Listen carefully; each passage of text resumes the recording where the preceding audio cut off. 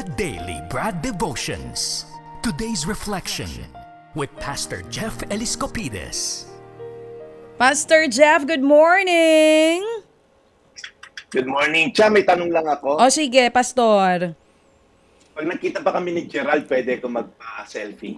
Okay Oh, lang ba? oo naman. Ay, ako mauuna magpa-selfie sa'yo, Pastor. Sabi ko na sa'yo, si Ako Pastor mauuna. may pahaging din ng konti. Pero Pastor, pag nagkita tayo, selfie ako sa'yo.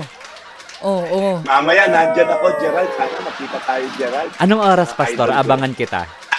Nakakatakot yung aabangan. May pagbabanta ba? Parang may pagbabanta. Oo. Pero ito si Pastor, wala tong banta sa buhay. Kaya araw-araw makakapagpakita siya dito sa ating mga kapatid na nag-aabang ng magandang balita. Yes. Sobrang daming nangyayari ngayon, Pastor. Kaya kailangan natin itong magandang balitang hatid mo dito sa The Daily Brad. Amen. Sige. Good morning po sa inyong lahat. Medyo sumilay ng konti yung araw dito sa Kainta. Hindi umuulan. Yun lang po. So, praise God for that. Nasa tema po tayo ng wisdom or karunungan. Sinasabi po natin mula ng Lunes, marami tayong way para magkaroon ng kaalaman. Pero hindi ibig sabihin, meron na agad tayong karunungan. Okay? Kaalaman po, okay? Alam mo yung makakasira sa marriage mo, pero yung hindi mo ginawa, yung makakasira. Okay? Yung po yung karunungan. Alam mong malisyosong pakikipag-chat sa ibang tao sa opposite sex, alam mong makakasira sa marriage, yung in-unfriend mo, yung tao na yon, yun yung po yung wisdom. Gets na natin? So ano po yung isa sa mga susi para magka-wisdom? Sabi po sa Mateo 7:24. Kaya ang sino mang nakikinig at sumusunod sa aking mga sinasabi ay katulad ng isang matalinong lalaki na nagtayo ng kaniyang bahay sa pundasyong bato.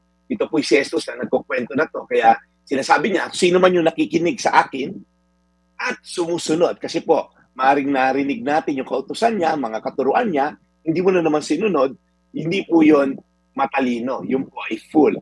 Ito pong kwento na to ay patungkol sa dalawang tao na nagtayo ng bahay. Yung marunong daw po, yung wise na builder, nung nagtayo sa foundation ng bato o yung rock. Nung umulan ng malakas, bumaha, kumampas yung malakas na hangin ng bahay, hindi ito nagiba. Dahil nga po, matibay ang pundasyon. Sabi, ngunit sino mang nakikinig sa aking mga salita, sabi ni Jesus, pero hindi naman to sinunod, ay parang taong hangal o yung fool na nagtayo ng kanyang bahay sa buhangin. Nung lumakas yung ulan, bumaha, kumampas yung malakas na hangin, nagiba ito, tuluyang nawasa. Pag tinignan niyo po, before the rain comes, before po bumagyo, magkamukha tong dalawang bahay na to, identical kung baga. Ibig sabihin, walang pagkakaiba.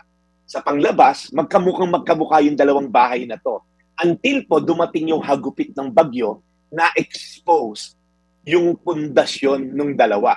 Kaya po maaaring sabihin natin, okay naman ako ngayon, masaya ako and all.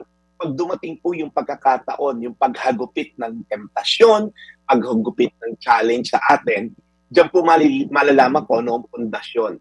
May isang kaibigan, Gerard, na nagpa-colonoscopy lang. Okay? Accidental nga lang dahil yung misis magpapa-colonoscopy.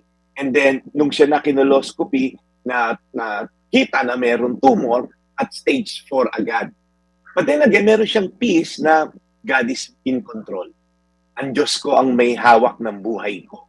So, kahapon, sa araw, inoperahan, tinanggal yung part na may cancer cell, and then mag-kikimo siya. Pag tinignan mo, paano kung biglang dumating sa dagok na gano'n na wala kang pundasyon na relasyon sa Diyos? Baka kainin ka ng buhay.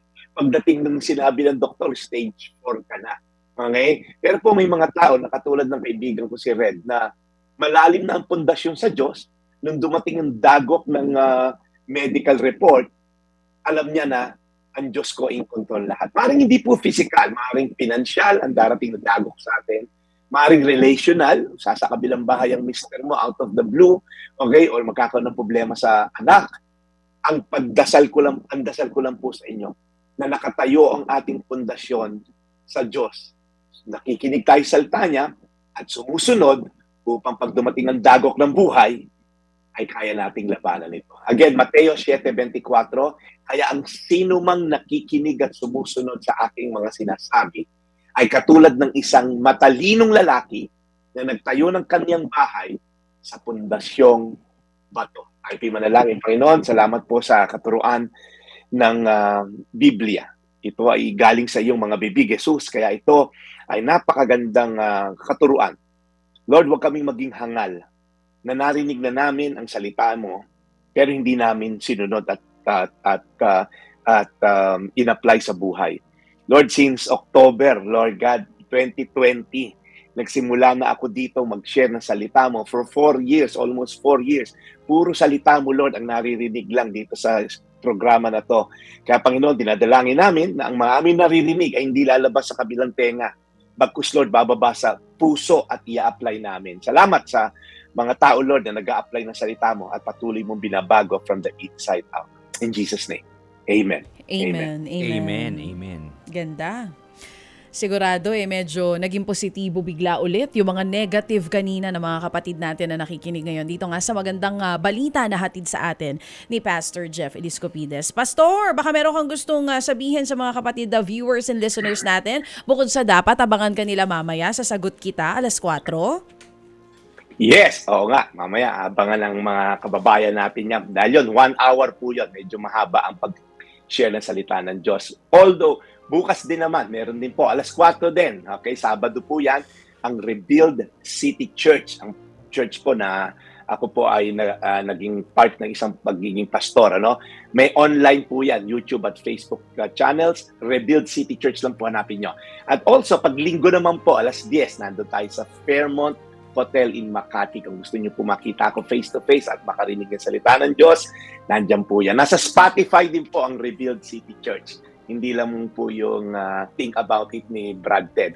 Ang Spotify po, Rebuild City Church. So, Gerard, ako'y magpapaalam na. Marami pa tayong naka-line up sa programa.